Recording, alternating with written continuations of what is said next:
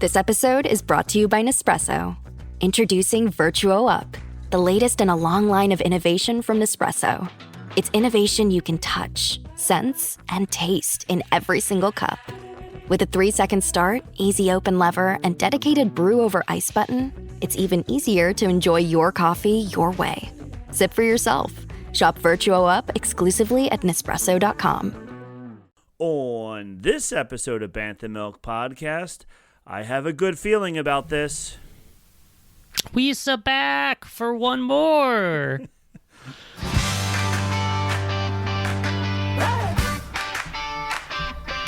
It's the Bantha Milk Podcast. Yeah! Pour a glass of that blue milk, we know it's gonna last. With Rob and James behind the controls, discussing Jedi, Sith, and all the plot holes. Every week we're back, can't be denied. Got the hot takes flowing and the canon clarified. Yeah, and we're back. We're back and rolling. We're rolling and we're rolling like that. Welcome back, James, to another. We're 4 days late, but just in time. I don't know what that means. All right. So.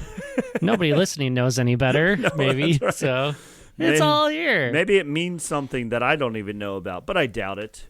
Welcome back to another episode of Bantha Milk Podcast. Yay! James is still there in Wisconsin. He's about to get snow, not Star Wars related. And I yesterday had 80-degree weather and then a little bit of snow today. So go figure, this weird world we live in. I'm genuinely hoping I'm living on Hoth this weekend is what it's going to turn out to be. That is what it's going to turn out to be. You're going to Hoth, and you Renvar. You thought the Tauntaun what other snow planet smelled on the outside. I know. Tauntaun, you're going to have to keep yourself warm in one of those. I'll be lucky if that's warm enough. That's right. If you get the 2 to 3 feet of snow that they're predicting, that's a lot of snow. A lot of snow. It's going to be a ride. So, all right. Well, while we talk about the weather, let's talk about some other things, like what's happening. What are you drinking this week, James? Oh, I am sticking with my home state advantage. This week we're going to the suburb of Madison to Verona for Lake Louis Brewing, and this is the Badger Club, a nice little amber lager. And look at the cute little badger on your sipping. So pretty excited to have a simple one tonight. Well, I because yesterday was so warm out, I was like, oh, this is going to be perfect. I have a Lingenheingens. How do you say it? Leinenkugels. Leinenkugels. That's it. A Leinenkugel summer shandy, because it was so summery yesterday. Like I said, it was 80 degrees. I ran in my neighborhood. I did a little 2-mile run. It felt wonderful. Shorts and a T-shirt. It was great. And then today it went from 60 in the morning down to 36 right now. So this is maybe hoping make me feel like it's summertime, but I don't know. And I don't have a glass to pour it into. So. It's a good old, summer shandy. We've seen this 100 times, so whatever. So let's just pop the bottle and see what we got here. Sweet, refreshing lemon goodness. Sure is. Oh, you had a great fizz on yours. Mine was just a little baby fizz. Hey, for a bottle, not bad. Not bad, yeah. All right, well, cheers, my friend. Oh, let me turn it around. Cheers. There we go. Yeah, thanks for repping my state tonight. Mm-hmm. I tell you, this is my favorite summer shandy. The proportions are perfect. It's so good. They bottled something special with that one. Mm-hmm. There's a reason it's always popular. Yes. So. Oh my gosh, it's so good. All right, well, before we get into everything, let's talk about where other shows on the network real fast. We got Ears Up, we got Puny Pod, we got the Buena Vista Boys are coming back. The Fantasyland Draft League, the newest show on the network. We're going to be on next month. You're going to hear our 2 months. 2 months. 2 months. In May. Oh, my gosh. I'm racing through this already. It's only March. You're going fast. I'm going fast. They got more to get through before us. That's right. Sometime in May we'll be on, so listen for us. It's only once a month, that show. I think he's going to find that people are going to really enjoy it, and he's going to have to start doing more than one show a month because we enjoy it. It's true. We had fun doing it. It was a really good week, a good episode that we were on. And it was a great time. Yeah, it was a good time. And James had the best team idea ever. So, and also the Supreme Resort, those guys over there. So that's all the other shows. I keep cutting you off. I'm so sorry, James. Oh, you're all good. You're all you good. Just cut me off once in a while. Yeah. Someday I'll figure out how to return the favor. Don't worry. Well, thank you very much. All right, well, we're going to jump into real fast some Star Wars news. Maybe you have some that I don't have. Maybe. Ooh, I hope so. I hope so, too, because I got a couple of things, but I don't have a lot. So hopefully you have some. I'll find out. Star Wars news. All right, my first one is about a little video game called Starfield. Have you ever played Starfield before? No, I've heard of Okay. Starfield, but I haven't played it. Starfield is a game that's supposedly soon to make a return, but modders have transformed Starfield into an incredible 100 gigabyte Star Wars open world RPG game. So they took the Starfield game and they mixed it all up. So the rumored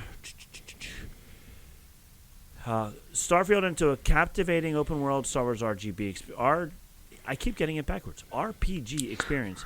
This may not be the role game playing. I'm with you. Yep. Yes. This so like Star Wars Galaxies used to be, or even World of Warcraft type of thing. Those type of games. Yeah. This may not be the first time that you've heard of the enormous mod project, as we're pretty big champions of it around these parts. This is from Gaming Bible website. To recap, though, Star Wars Genesis is essentially a total conversion mod of Starfield, turning Bethesda's controversial space epic into a fully fledged open-world Star Wars RPG. It's totally free to download, although as a mod project, this one is exclusive to PC, and you'll need to make sure that your PC is capable of running a project of this size. It isn't simply a reskin of Starfield. Star Wars Genesis provides an intriguing new storyline, new weapons, diversified locations, and more. Choose to align yourself with either the Empire or the Rebellion and begin climbing through the ranks within the evolving quest lines, or carve out an entirely different path of your own, devs tease. Navigate the vast underworld of Coruscant, moving through shadowed black markets while avoiding Imperial patrols and surveillance. Venture across the galaxy to uncover hidden locations and long-buried secrets. From the ruins of Mandalore and forgotten Clone War battlefields on Geonosis to ancient structures on Tython, the frozen wastelands of Hoth, and the barren deserts of Tatooine. The possibilities are endless and expanding with every update. The last part is key. Star Wars Genesis has been around for several years now, but it is constantly being updated to this day. The last patch arrived in January of this year. It wasn't the most exciting update, mainly addressing various fixes. Earlier that month, though, a new Imperial storyline was dropped, with lightsabers finally introduced into the mod list. If you download every mod required to build Genesis, you'll need over 100 gigabytes of space with your adventure, tasking you with choosing whether to play as a bounty hunter, mercenary, or outlaw. So, there we go. If you have 100 gigabytes on your computer laying around and you want to play a Star Wars RPG game, this is the one for you. That's pretty cool. Like, you know, obviously there may be better featured ones out there that are just like an actual game that fits with inside of it instead of skinning another game to get it. But, you know, it sounds like they're trying to find a way to make it right, that you can actually live and play inside the galaxy.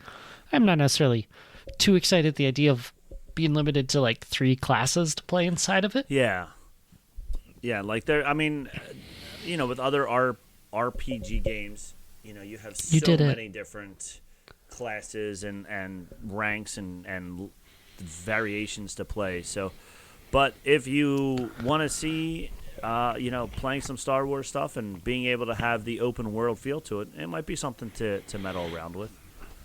And you know what? How awesome that someone like turned this essentially into a passion project for themselves of like modding and readjusting it and creating this and then shared it out with the world. Like, we love when people share their passion. Yeah, that is super cool. It's also, as I was reading it, I was thinking like, oh, maybe I'll try to play this game and I'll be one of the like mercenaries or something like that. But then I think back and I go, in my head I'm going, if I'm going to spend the hours and hours and hours on a game, do I want to be doing that like running around and hiding and trying to be sneaky, or do I want a different take on it? Do I want to be the good guy and like build up a good guy, you know? So it's interesting. I don't know if I have it in me personally to put the hours and time into being a bad guy or to being a mercenary when, you know, then you are, if you're just constantly getting killed or constantly, you know, bad things are happening to you all the time, you know? So I don't know. That's just me. I know that there's other people that would play that way all the time. So. Absolutely. Yeah. So, and I want to try and convince myself to say, no, try doing it a different way. But I don't know. Whatever. Anywho, the next one, this is a fun one. This is from Discover Wildlife, from the team at BBC Wildlife Magazine. Jedi ants, Skywalker apes, Stormtropius spiders, 10 crazy animals named after Star Wars characters. We've done it. We've finally infiltrated into the important ranks of the world where we can name things. Star Wars fans, my heroes. I'm so happy. Here I thought we were just going to be limited to like snow plows with silly names, but no. No. Real animals? Real animals named after Star Wars characters. So, incredible. It is incredible. This is awesome. The first one, Wakia Chewbacca. This is perhaps one of those occasions where the name of an animal is more exciting than the animal itself. These moths found in Mexico are small and of a dull gray-brown color. They do have some small resemblance to their namesake, however, the hair on its wings. So it has little bits of hair on its wings, but it's a gray moth named Wakia Chewbacca. Ironic that it's a tiny moth, probably, but you know what? I'll take the look and style. Yes. Okay. There's another Chewbacca named Urbaxa Chewie. Chewie is beloved enough to not just have one, but 4 species of insects named after him. Why is it bugs? Chewie's huge. Chewie's huge. Another of these is the species of true bug from Brazil. According to the authors, they named it this because of its bug size and robustness compared to other Herbalaxia species. So that's Herbalaxia chewie. I don't even know what an Herbalaxia bug is, but there's one. I guess the larger one is named Chewie. Okay, cool. Yeah. The Skywalker gibbon. It's what's the official It's like a monkey. name called? Yep. Yeah. Hulak, I can't even say it. Tynixing is its like Genesis genome name or whatever it is. The genus and the species. Yeah, the genus and species name. A Skywalker gibbon. There's a picture of one walking across a rope. And he's, you know, like you said, he's a monkey-ish species. Yep. One of the few non-insects on this list is the Skywalker gibbon. Is rare in being a newly described primate. It is also rare in that it is, unfortunate, critically endangered. Only first described as a distinct species in 2017, there are as few as 150 individuals left in the wild. Its species name is Tyaxing, which translates to heavenly moment in Chinese and reflects its graceful swing through the trees. For its English common name, the scientists who named it were Star Wars fans and felt Skywalker actually described its movement, accurately described the movement. So that's how it got the name of Skywalker. Yeah, so this is our post-order 66 gibbon, clearly, and that's why there's not a lot of them left. That's right. So we, again, things make sense, and we can repopulate it just like we repopulate the Jedi, and we can save the species. We sure can. So it was discovered in 2017. Okay. When do you think at Animal Kingdom? Oh man, that's almost 10 years ago. Or even like when they're gonna get one of those to show up in a place like that. Oh my gosh, they got to get it off the endangered list. It's not showing up before then. Yeah, no, not a chance they're gonna pull it out of its environment. Unless somehow they have a injured one, and then Disney is like, gimme. We'll go like 40 years from now, so that way it can be like the 100th anniversary of Episode 4 release, and then they can have the big thing. So that's what they're definitely going to base it off. That's the build-up. This is it. This 100th anniversary. Meet the Skywalker Gibbon. We call this one Luke, and this one's Leia. Yes. Oh my goodness. So. I know that in Animal Kingdom, I think they have a gibbon exhibit, a gibbon area in Animal Kingdom. Sure. So I want them to just throw a Skywalker gibbon in there also. Come on, you can do it. Make it happen, right? Make it happen. All right, Disney Plus's Star Wars animated future finally gets an exciting update. Fans should prepare themselves because the future is bright for Star Wars animation. According to Disney TV Animation News, cartoonist, storyboard artist, and animation producer Natasha Klein, who was the creator, showrunner, and executive producer of Disney's Primus show, has signed a deal with Lucasfilm Animation that will allow her to develop multiple brand new animated Star Wars projects from the ground up. As many Star Wars shows have over the past 7 years, these titles under Klein's control will be created for and released on Disney Plus. Wow, that was a weird way to put that sentence. That was, yeah.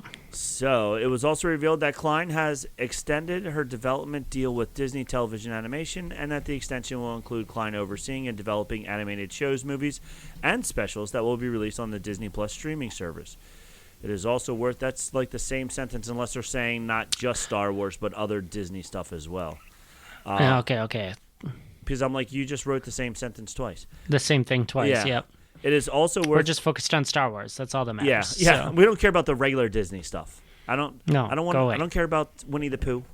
I only care about Star Wars. It is also worth mentioning that the report noted that a new Star Wars series was said to be in development that will debut on the Disney Channel. Oh, that's good. And be more targeted towards children, similar to Young Jedi Adventures. The title was rumored to be a collaboration project between Disney Television Animation and Lucasfilm Animation, and if that is the case, Klein will likely be overseeing it as well. So, it is possible that fans could receive another Tales of the ... installment on May 4th. It has become somewhat of a tradition every year for the past 2 years. Every year for the past 2 years. What a tradition. No, we get Maul's season finale this year on the 4th. Yes. We're not getting Tales from Tales of the. So, yeah. So, there we go. They hired a new person to Klein to oversee more Disney animation. So, hopefully we get some new animation in the future, which is awesome. And what's not to love about it? I mean, Clone Wars beloved, Rebels beloved. Resistance debated, but was on a better track until they decided to cancel it. Yeah, and the Resistance was cute. It didn't have the depth that Rebels and Clone Wars did, but it wasn't bad. Yep, exactly. And Young Jedi Adventures does what it's supposed to do. Bad Batch continued on really well. Like, these animated shows do well when they're given time to breathe, characters that make sense. So, like, let's put trust and faith in these. Let's let them roll out and have their time and make it work. Exactly. I'm on board with it. I love it. So, I love it. Me too. And more Star Wars is always good Star Wars. So exactly. And for the people who are always like, I don't watch the cartoons, you're missing out. You're 100% missing out. If you're too cool to watch cartoons, you're missing out because, like we said, Rebels and Clone Wars specifically were very good television. Very good. Just that they were animated doesn't mean that you shouldn't watch them. Very good television. All right. I don't know if you know this or not, but Disneyland fans, they don't love the Millennium Falcon ride. New Disney CEO plans to change that. I'm sure you've heard this because this new guy, Josh D'Amaro, he's a little up and comer. He hasn't been around the Disney the Disney World for a while. Former Disney Parks president turned CEO Josh D'Amaro. Oh, you've heard of him before. This guy we've never heard of. We've never heard of this guy before. But not a clue. Not a clue. But he did say when he became, or I don't know if it was when he became CEO or right after it was announced that he was. I think it was after he was announced before he took the role. Yeah. Yep. He said about Smuggler's Run, guests like it, but they don't love it. D'Amaro told the Harvard Business Review during a Smuggler's Run design session at Walt Disney Imagineering. D'Amaro invited the Harvard Business Review to sit on a design session with 30 Imagineers where plans were discussed for the new adventure starring The Mandalorian and Grogu. Who are those guys? Never heard of them before. Aboard Smuggler's Run coming to Disneyland and Disney's Hollywood Studios on May 22nd. D'Amaro diagnosis of the key problems of Smuggler's Run. The pilots control the adventure while the gunners and engineers have much less to do, which is true. And so his statements are true. Like the first time I wrote it, my wife and son were the pilots. My wife, she was like, I have no idea what I'm doing. And we kept banging into things and whatever. And I let Cameron, maybe it was just the four of us. Yeah, it was just the four of us the first time. So they shut down the engineer's job on top of it. So Cameron and I were the gunners. So I just put my hand on the button and then watched the screen out front because I wasn't going to focus on the button, like wait for the other light to turn red and then keep hitting it. I wanted to see what we were doing. I don't want to just stare at a wall the whole time. So it was a neat concept. I really enjoyed it. I thought they really tried. They tried something new. You know, they tried to really make everybody have a part of it. And it's really hard to make everybody have a part of it when you got two pilots who are doing 90% of the work, and they're like, what else can the rest of the people do?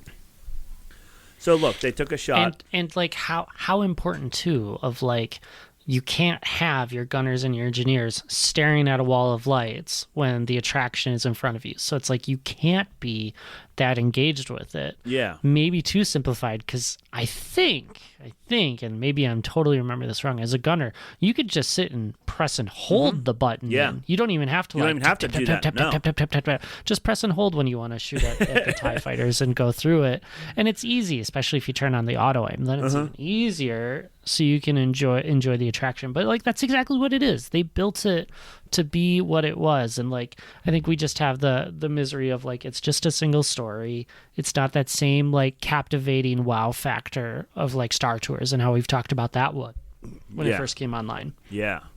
And so it's hard, but you are so right about how dang bold this is from Josh D'Amaro, who doesn't take on the CEO role until March 18th. So he's not even in that seat yet as we're recording and as we're releasing. But a willingness to say, like, this is falling short of our standards, that's sincerity that I'm looking forward to. Yeah, 100%. 100%. I'm happy because hopefully he says that about Galaxy's Edge as a whole, because the initial pitch for Galaxy's Edge had a lot more interaction in the park itself. There's supposed to be a lot more droids walking around. Yes, you get Kylo and the stormtroopers every once in a while, or not clone troopers. What are they at the end? They're not the stormtroopers with Kylo. Whatever the first order stormtroopers first is order what they are. Stormtroopers. Yep. Yeah. So you get them once in a while. Now, they did also update for the West Coast. They're going to change the timeline. So now we're going to have Darth Vader walking around, maybe a Luke Skywalker-esque person walking around. I saw they're doing a comic series to kind of tie that in as well, to make it official and tell the story of what Luke was doing on Batuu. How he got to Batuu. Okay, so, that's good. Yep. Something set, I think, between 5 and 6. Okay. So. Yeah, so they're trying, but, like, we still want... And, you know, they keep trying different things. They brought out the BD droids for a little while, and they were neat. They were interactive. They were cool. But, like, the initial sale of Galaxy's Edge was a lot of this, you know, like this everywhere. So, so it'll be cool. It'll be interesting to see what actually happens and what goes down and how much this changes and what they change with the Mandalorian and Grogu driving and flying the Millennium Falcon, and maybe you're following his spaceship around or something like that, which would be cool. And we've talked about it, and I think Tag has also talked about it. Eric has talked about it before as well. Like, any ride, even the other ride. No, I take that back. I'm talking to myself in my head right now. Nobody else can hear what I'm saying. Yeah. Nope. But like, Got nothing. There's other screen rides that you can change and you can update in the Disney parks as a whole, and why not? Even Star Tours, for example, can easily, I say easily from an outside standpoint, you put new video up there and you adjust the controls for the flight simulator to move around differently. And you can, every year you could even add, even if it's just one scene a year, if there was a group of people whose only job was, programmer-wise, was to program a new scene each year, then they could have, and they could get rid of old scenes if they didn't want to anymore or whatever. But, like, to keep it fresh, to keep it going would be amazing. It would really help. Yep. I'd just be curious how they tie it all in with, like, the Hondo pre-show and everything, because ultimately it has to be, like, him saying, you're going with me to get Coaxium or whatever it is. So I'm really curious how this is going to fit with Mando and Grogu as part of this transition as well into that piece, because, like, there's story that exists. There's story that they can't, like, build out of the queue, and unless so what it turns into. If Hondo is in the new movie, that would be interesting. That's interesting. Because if Hondo's in the new movie, then we can have Hondo just saying, follow my friends, the Mandalorian and Grogu, as they go through and get me. It won't have to be Coaxium, whatever's part of the movie, whatever they're hunting for in the movie, you have to go get whatever they're doing in the movie. So if they really tied into the movie, that would be pretty cool. Yeah. So those are 4 that I found news-wise. I don't know if you have anything else other than those 4. I've got 2 more. Oh, right. And since I was laughing because you started talking about the video game, I'm like, I too have a video game story that the community tried to create long ago, way back in the distant 2012. There was a game called Star Wars First Assault that was supposed to be going. And this one, Disney canceled pretty early. But they had some game footage that leaked out in about 2015 showing off how the game was. And so this is kind of like a first-person shooter, like story mission game. I think there was a little bit more to it. But people, like, unearthed a lot of it and, like, pulled out some of the gameplay. And so, reading a little bit more, it looks like it was like a Fortnite-style game, 8v8 shooting gameplay style. At least that's what was available, with some, like, mission and checkpoint things going with it.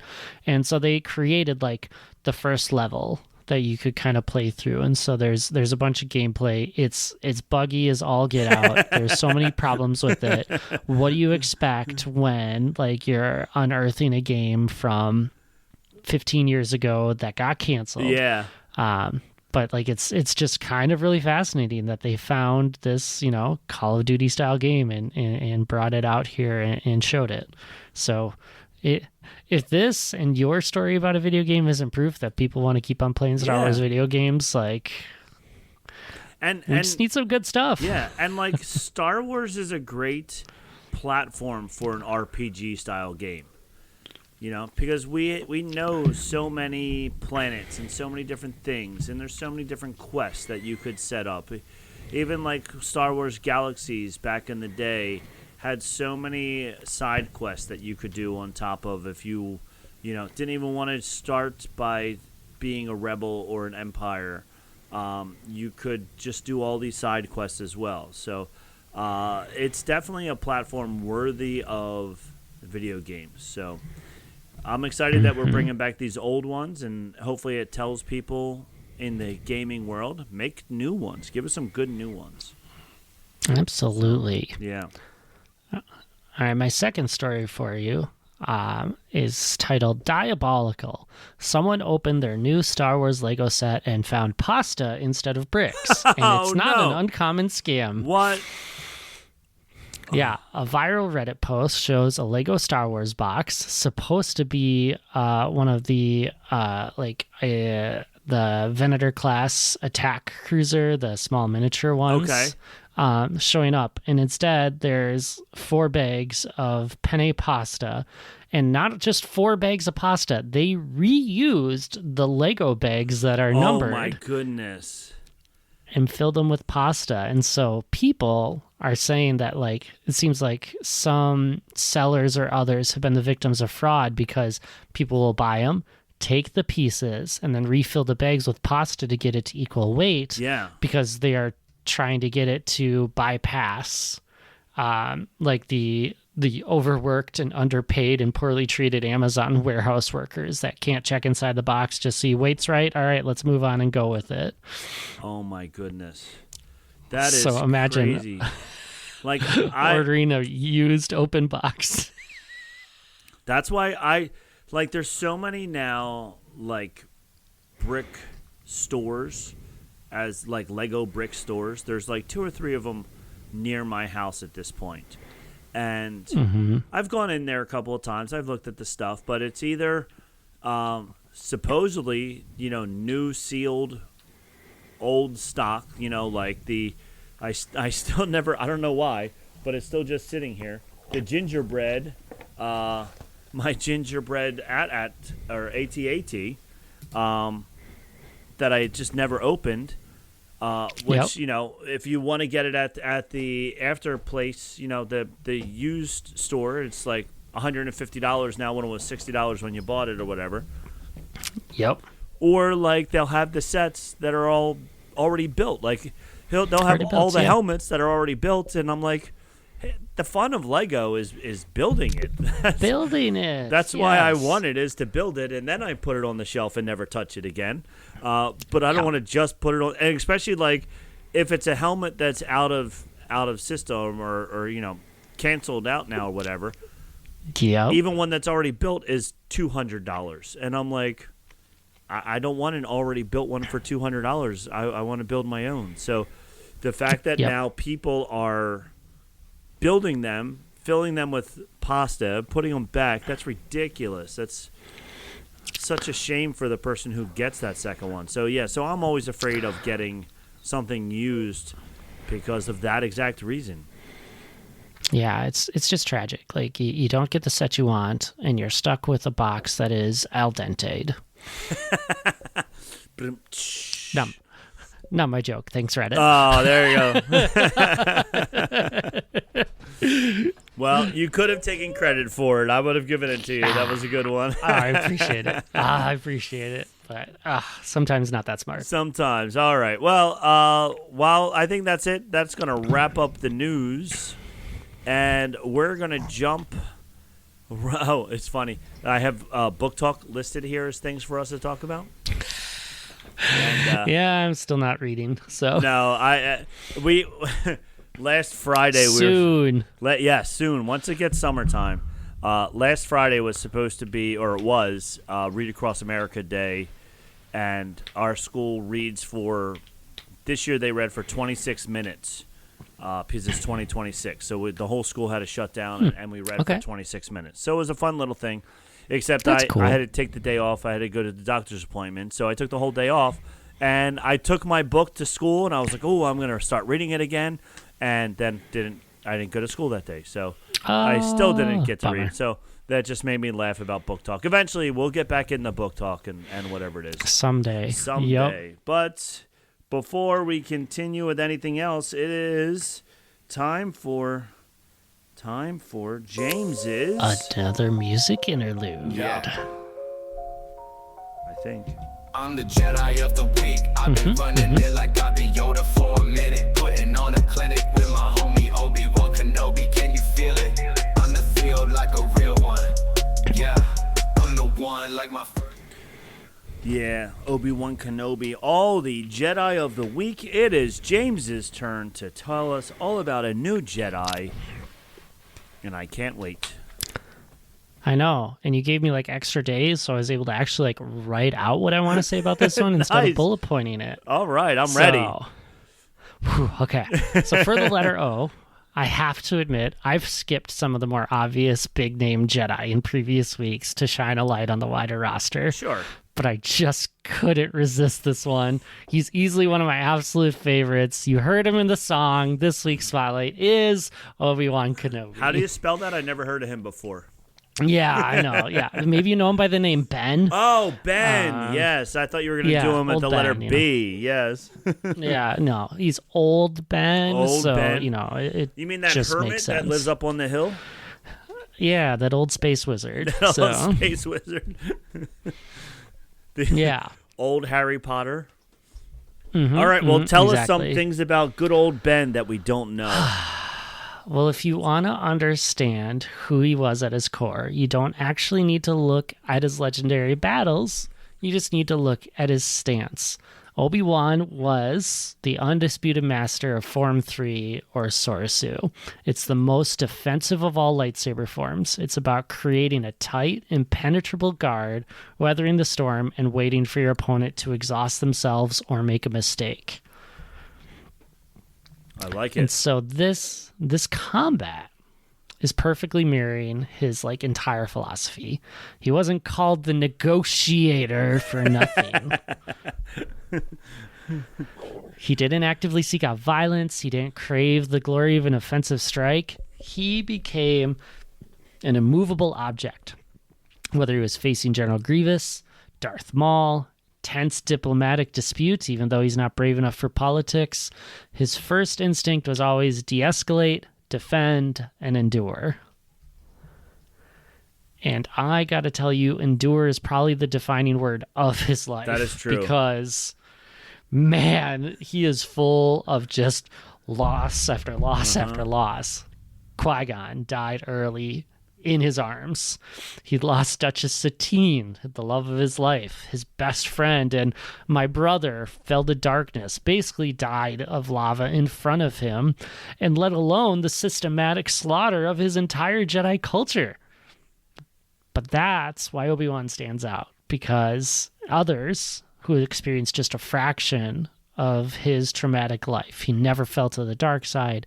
He never became bitter. He never gave up on his duty to the galaxy. His true greatest strength wasn't his power in the Force. It was his unshakable resilience. He's the ultimate proof that you can lose everything and still choose the light. I love it. Not only that, he's also old Ben. So I know. these are not the How droids can you are you looking resist? for. So many iconic pieces. Yes. He is awesome. And on top of it, he had his own book, many comic books all about him. So, yes. Got his own TV show as well. His own TV show where we thought it was going to be him and young Luke, and it turns out to be him and young Leia. Him and young Leia. Surprise! Which is funny because John Jackson Miller, who wrote the Obi-Wan book, which is a great book, was all about like him just being Obi-Wan on Tatooine. Like he's supposed to be there watching Luke, but at the same time, bad things happen in the town near him. And I don't know if it was Mos Espa or not. I forget offhand now. But like he went in and he was being a good guy, and even though he was hiding that he was a Jedi, he was still like defending the town and still being the most awesome person that he could be. So Living his life. life. Even so well, great choice, because I wouldn't want you to skip the letter O and not do Obi-Wan Kenobi. That's like skipping the letter L and not doing Luke Skywalker or Leia. I figured I can't get away with so many of them, right? I have to show that I actually know the main Star Wars characters at some point, right? You're like, I do watch the show. I don't just pick random people. I know all the real guys too, the main characters. So I'm like a person in a fantasy football draft that just picks based on cool names. yeah, you're like, I like the helmet of this team. I'm gonna pick this guy. Yep. Yeah. Yep. Absolutely. Well, awesome job. Obi-Wan is awesome and definitely worthy of being Jedi of the Week. So, Obi-Wan, you get the banner this week as the Jedi of the Week. We're going to go to a short commercial break, selling something. I don't know what. Maybe some gambling stuff, or maybe who knows what else. But we'll be right back after these commercial breaks. When you want your spring break to feel like... and your kids' pool day to feel like... and your hotel bed to feel like... ooh, and room service to feel like... because at Hilton, hospitality feels like... Your cabana's ready. Would you like fresh towels? it matters where you stay. Book now at Hilton.com. Hilton, for the stay.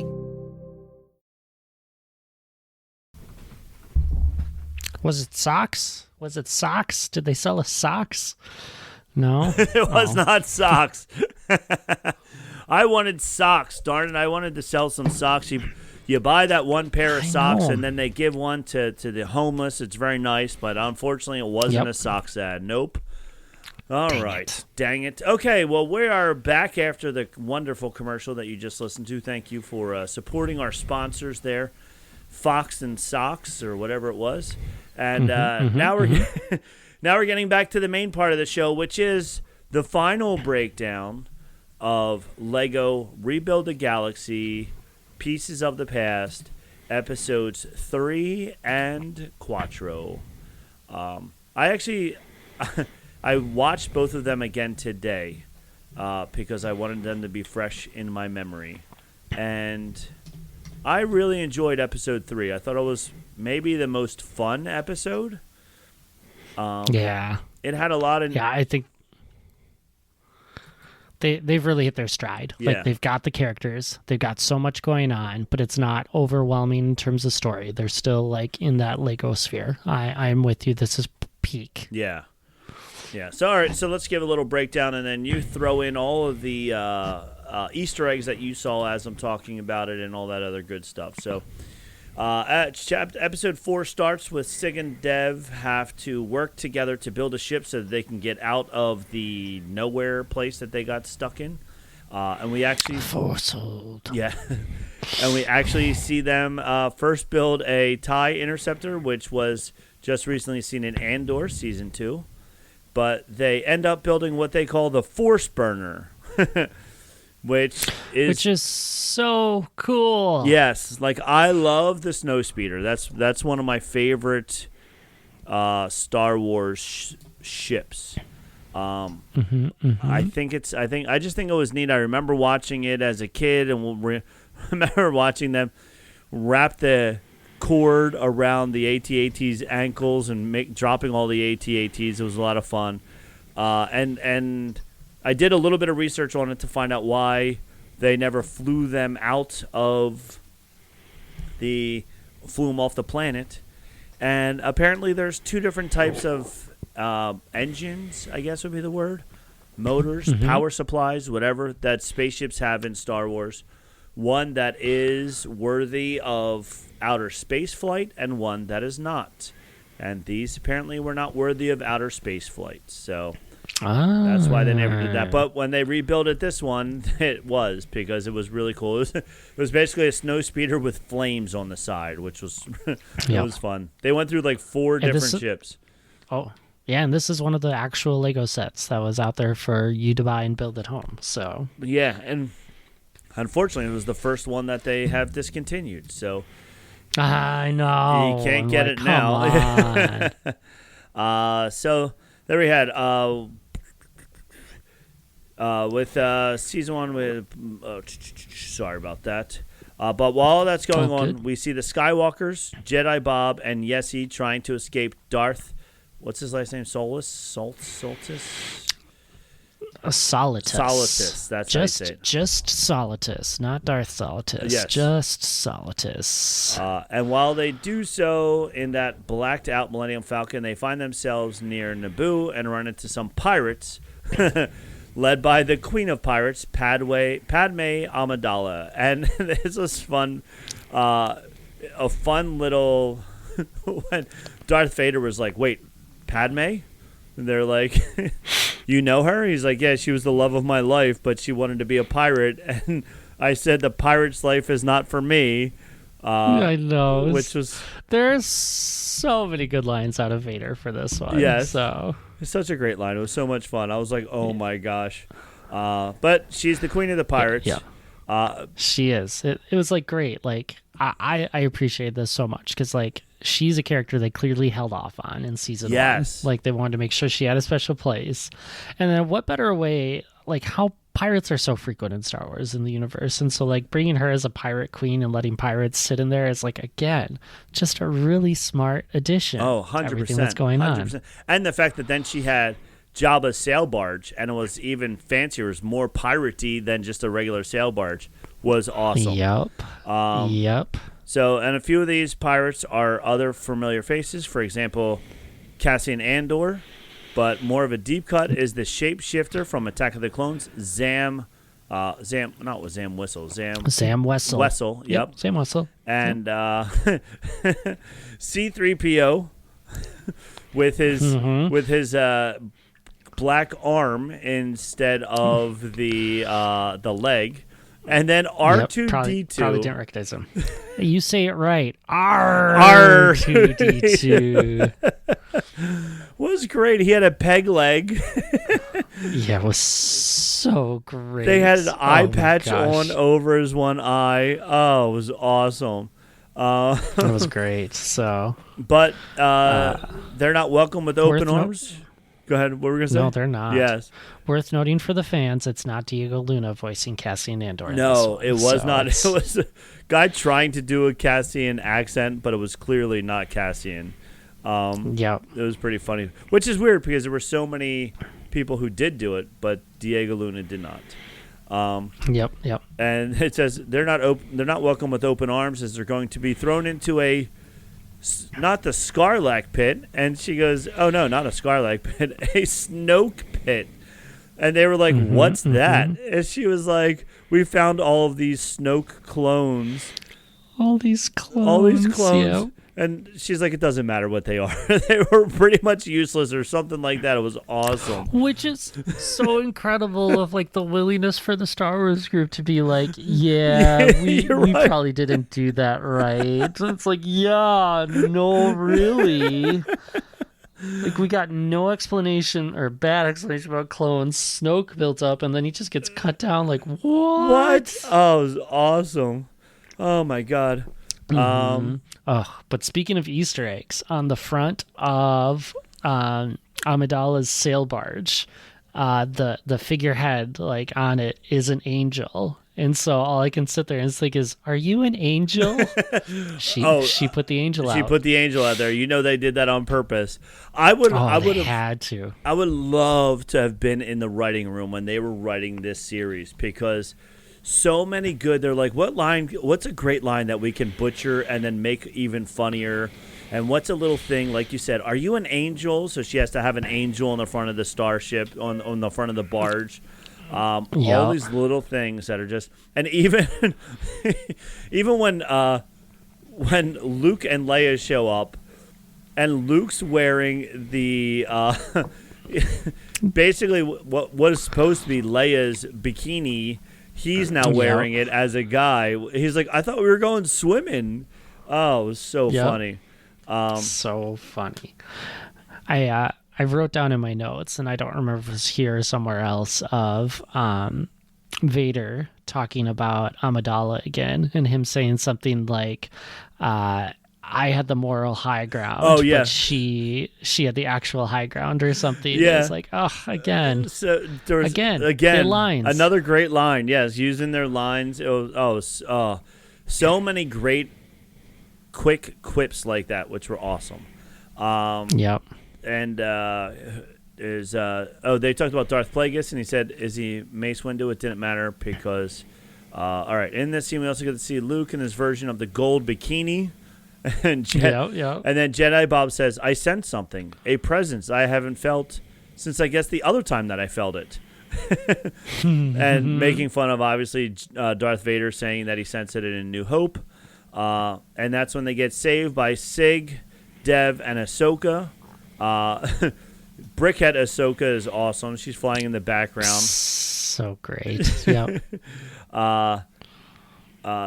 Dev and actually convinced the Queen of the Pirates, Padme. Oh, yeah, so they save him and they go, we need to talk. And so then they convince Padme that the Solitus is going to destroy everything and that they all need to team up together.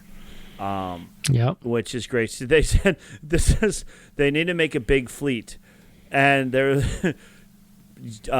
Sig is like, oh, well, we don't have any ships. How are we going to do that?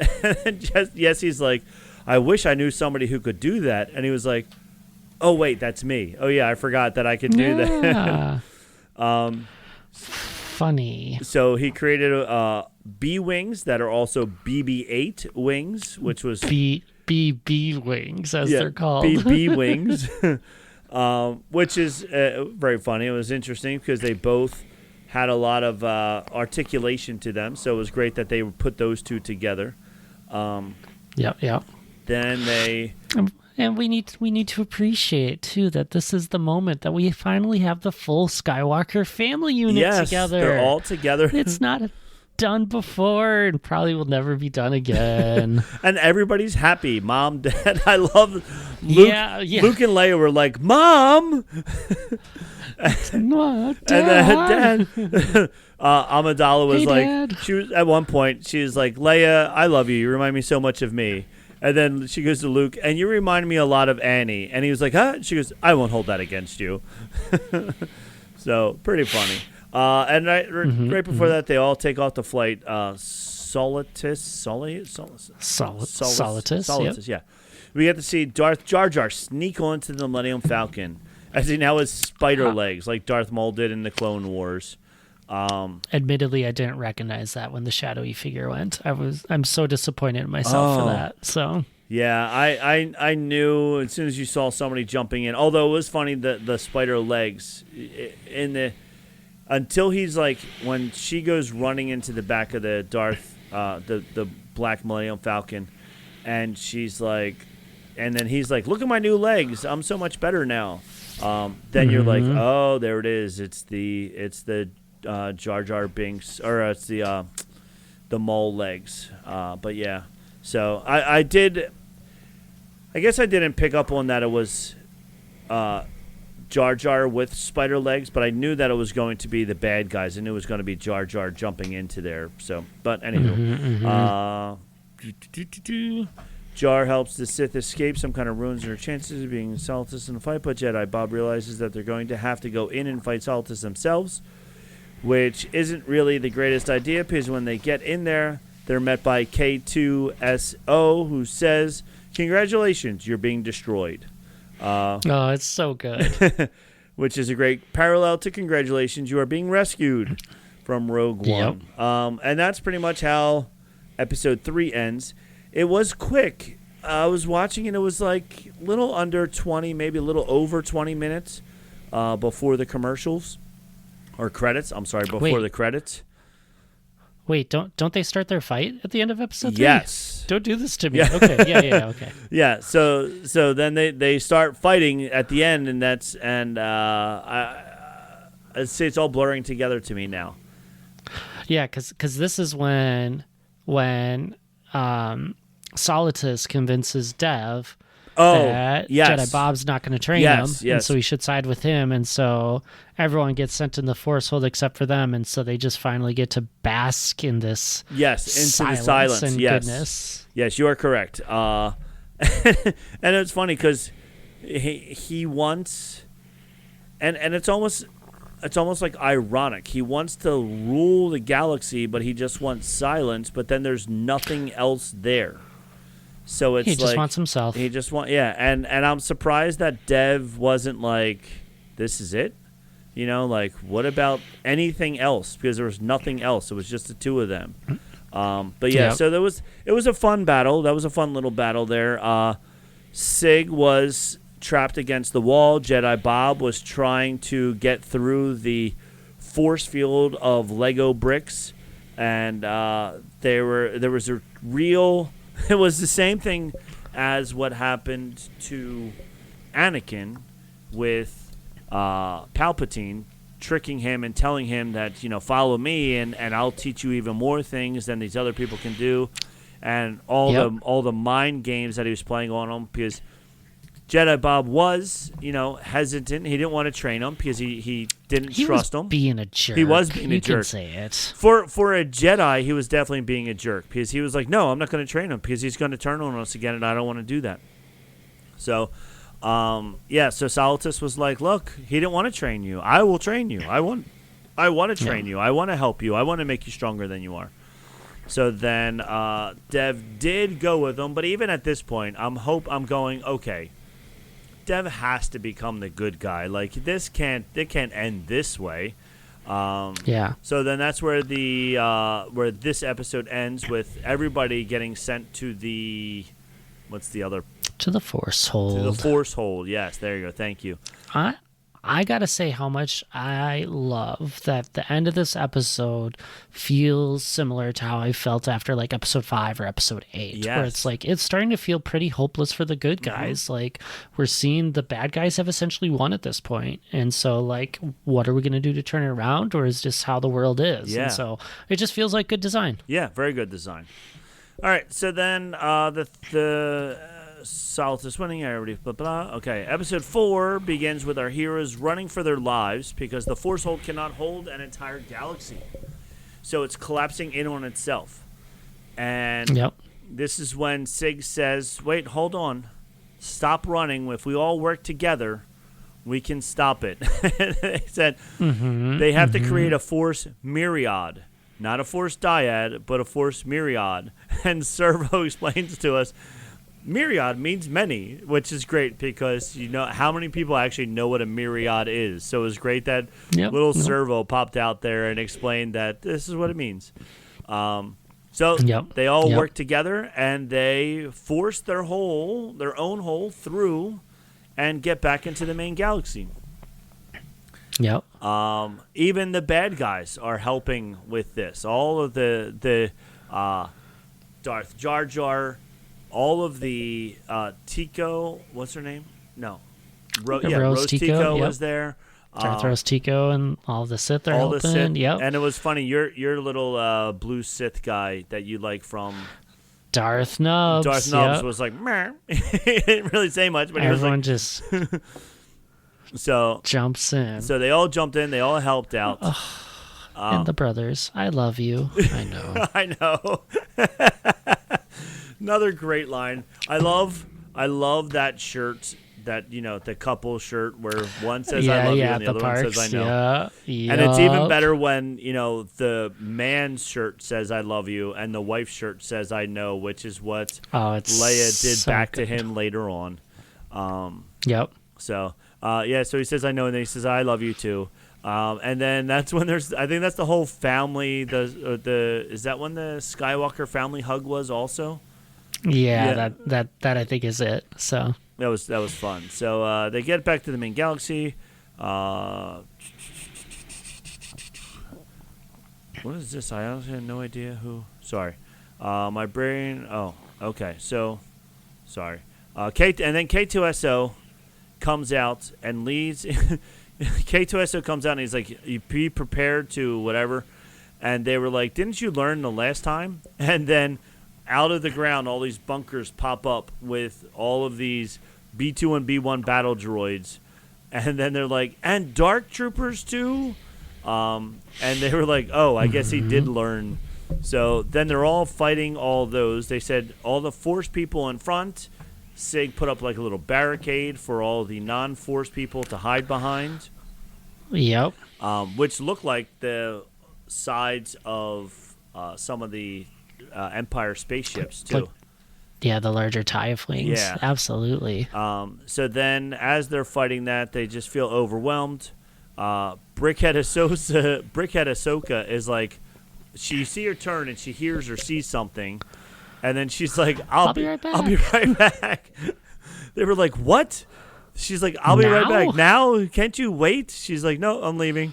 So then, great battle. This was fun for a Lego battle, and it's also fun since it's Lego, they're able to like really elaborate and exacerbate all the fighting and everything like that. So yeah, and especially like when the B1s get blown up, they just explode into pieces like they do. Like it's just great. And you got this great open scene. So. Yeah, all the B1s are like, bah! Like they're doing their typical B1 voices and stuff. As they do, yeah. Everybody is they're doing like all kinds of the craziest fighting. Like they're like pa-pow, chow, boom, boom, like just like silly fighting, silly destroying all of them. R2's flying around. C-3PO's telling him he's going too fast. Oh my god, that was you're so just fun. getting great moments. And the new R2 with all of his, he was like a real Swiss Army knife in this one. Not only was a Swiss Army knife, but he was like a cannon and everything else. It was great. R2 took over. And then as they're fighting, Jedi Bob tries the reason. And Luke went old Luke, episode 7 or episode 8 Luke, when he just blasts all of the B1 droids, and he goes, "Here, I'll clear a path for you," and just they were like, he could do that.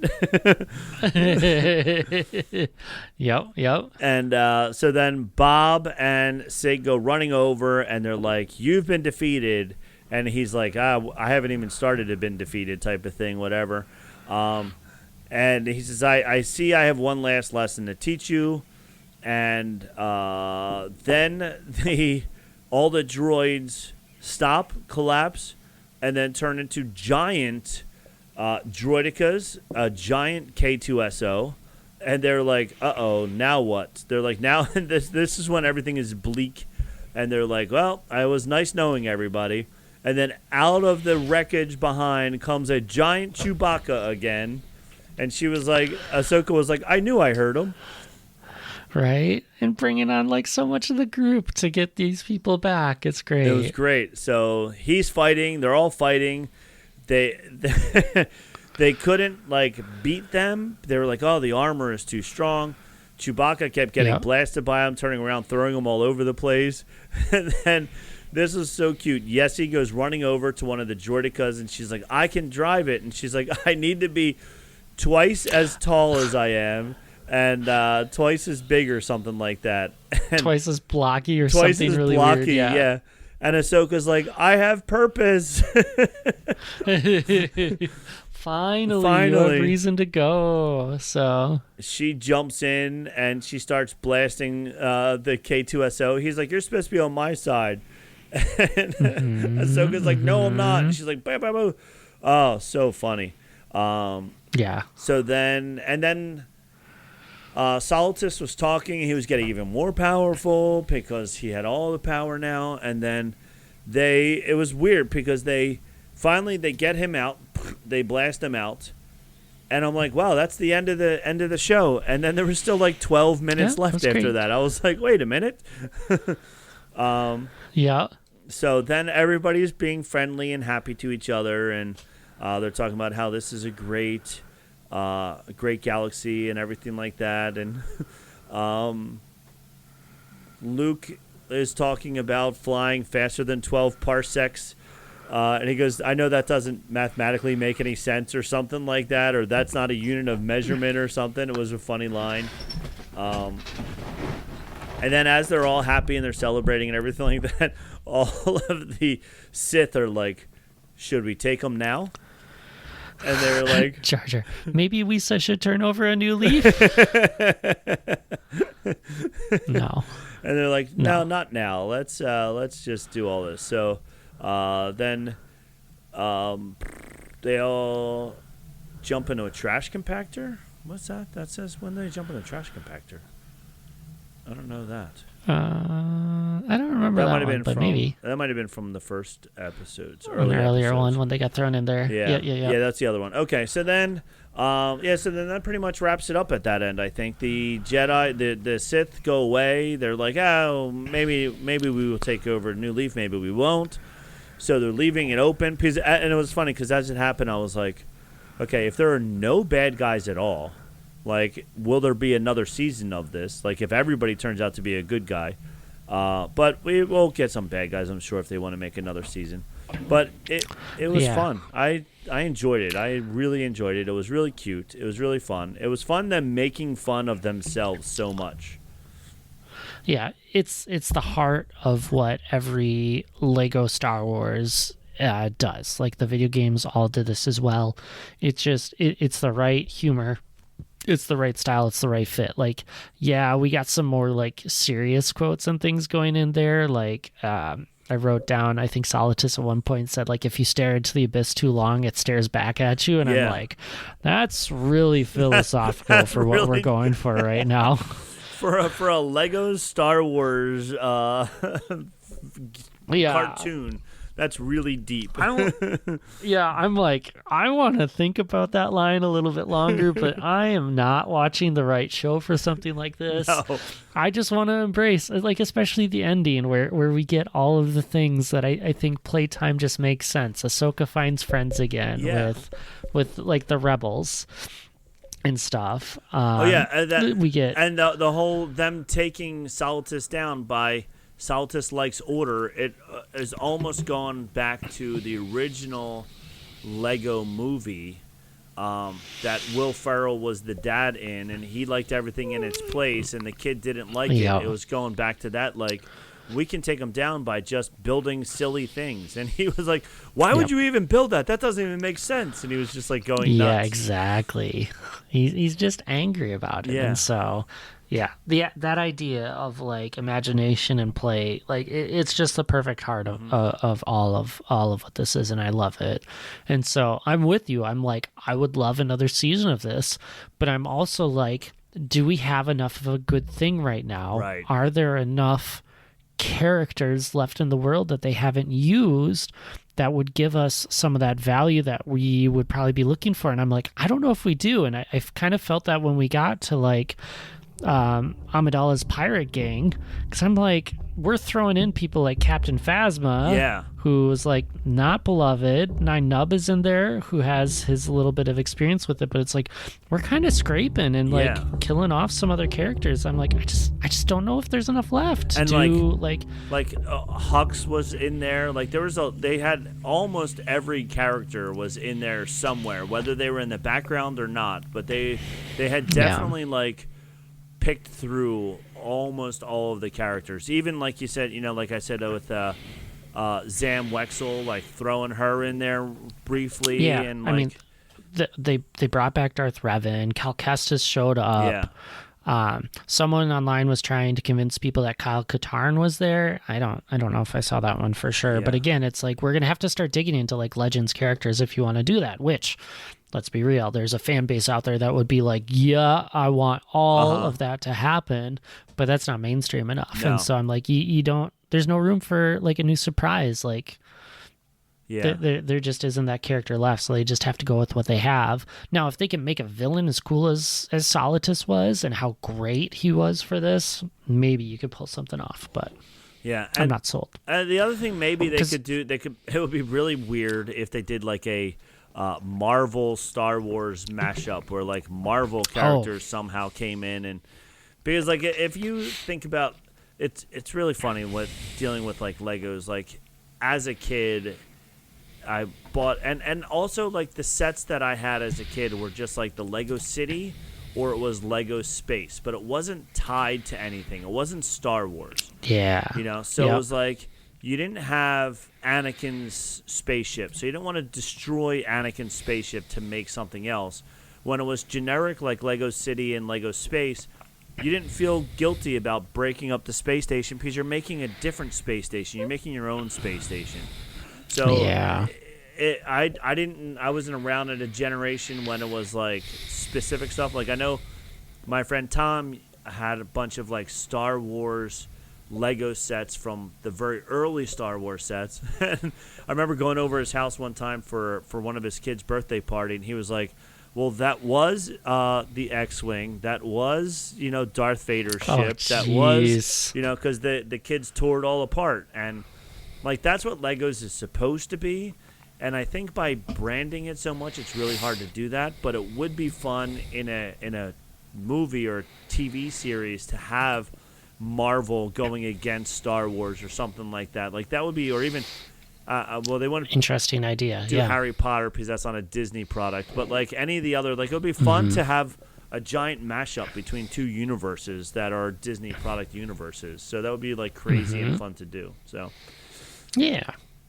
I don't know, but this was a fun series. Once again, for all the people who don't like cartoons or anything like that, like you're missing out. There was a lot of lines, and we didn't even get through all the lines. There's so many other lines that we could have gotten through that are so funny, and even if we got through all the ones that we saw, you could still find more that we missed. So And you could watch and be better than me, because apparently there is a mini kit, like the collectible from the Lego Star Wars games, in every episode. Yes. And I didn't see any of them, so need to go back and find them, apparently. And you're right. Like, this is worth the laugh that you'll get out of it. Yeah. You're bound to get at least one laugh. And they're 24 minutes long, and there's 6 minutes of credits at the end, so they're really under 20 minutes each one. So it's easy to watch, and they're fun to watch, and they're silly and whatever. So I highly recommend checking them out and watching them, because they were a good watch. They were a very good watch. So we have a couple weeks until Maul comes out. I can't wait to watch this. Shadow Lord, the Maul series. Maul is one of those characters that are awesome and didn't get enough screen time, but then they build him up with other things like the cartoons.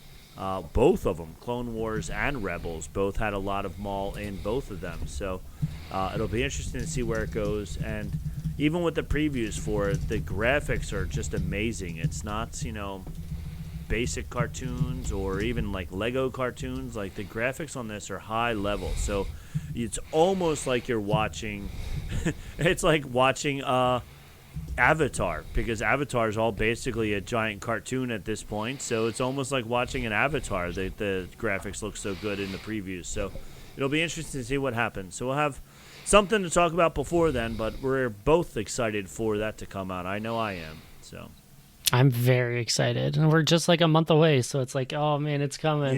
Yeah.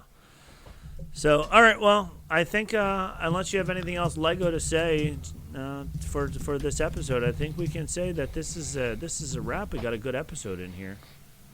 It sure did. All right, so then from all of us here at Bantha Milk Podcast, as I always say, we have spoken. We have spoken.